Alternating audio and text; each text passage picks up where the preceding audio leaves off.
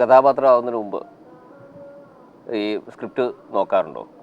ഏതുതരം കഥാപാത്രമാണ് എന്ന് സംവിധായകനോട് അല്ലെങ്കിൽ തിരക്കഥാകൃത്തിനോട് ചോദിക്കാറുണ്ട്?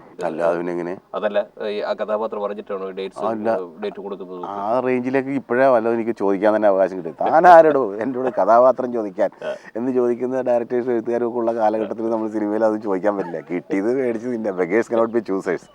പിന്നെ ഇപ്പോൾ ദൈവാധീനം കൊണ്ട് എന്താണ് കഥാപാത്രം എന്ന് ചോദിച്ചാൽ പെട്ടെന്ന് ആരും ചൂടാവില്ല. കഥാപാത്രത്തെക്കുറിച്ചൊന്ന് അറിഞ്ഞാൽ കൊള്ളാം.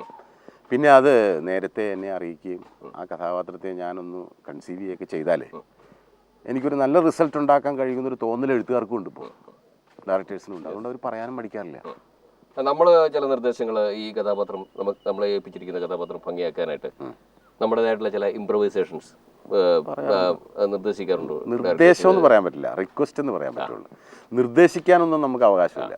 നമ്മൾ തച്ചിന് പറയാൻ പറ്റില്ല. സജഷൻസ് ഇങ്ങനെ ചെയ്തുകൂടെ എന്ന് റിക്വസ്റ്റ് ഒക്കെ നടത്തും.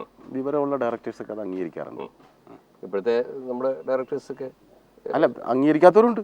വിവരമുള്ള ഡയറക്ടേഴ്സൊക്കെ അംഗീകരിക്കാറുണ്ട്. മറ്റുള്ളവരെ ശ്രദ്ധിക്കാനും അവർ പറയുന്നത് ശ്രദ്ധയോടെ കേട്ടിരുന്ന് അതിനെ റെസ്പെക്റ്റോടെ സ്വീകരിക്കാനും ഒക്കെ ഉള്ള മനസ്സ് എന്ന് പറയുന്ന ഒരു സംസ്കാരത്തിൻ്റെ ലക്ഷണമാണ്. താനാരാ എന്നോട് ചോദിക്കാൻ എന്ന് ചോദിക്കുന്നത് സംസ്കാരമില്ലായ്മയുടെ ലക്ഷണമാണ്, മാഹാത്മ്യത്തിൻ്റെ ലക്ഷണമാണ്.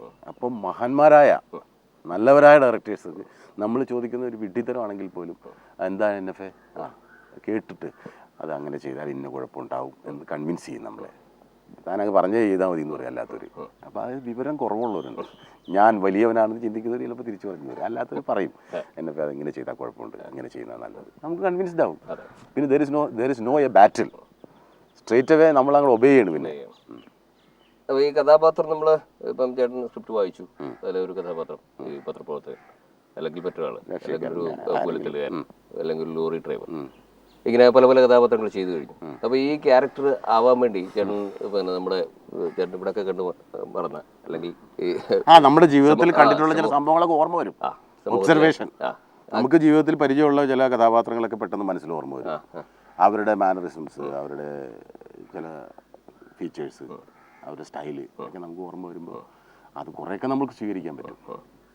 അല്ലാതെ ഞാൻ കഥാപാത്രമായിട്ട് ജീവിക്കുകയായിരുന്നു, ഞാൻ ആ കഥാപാത്രമായിട്ട് കഥ വായിച്ചു തുടങ്ങിയപ്പോൾ തന്നെ ഞാൻ ആ കഥാപാത്രമായിട്ട് മാറി അഭിനയിച്ച ഒരാഴ്ച കഴിഞ്ഞാണ് ഞാൻ അതിൽ നിന്ന് പുറത്ത് വന്നത്, അതൊക്കെ വെറുതെ നുണയാണ്. അതൊക്കെ വെറുതെ ഒടുക്കത്തെ നുണയാണത്.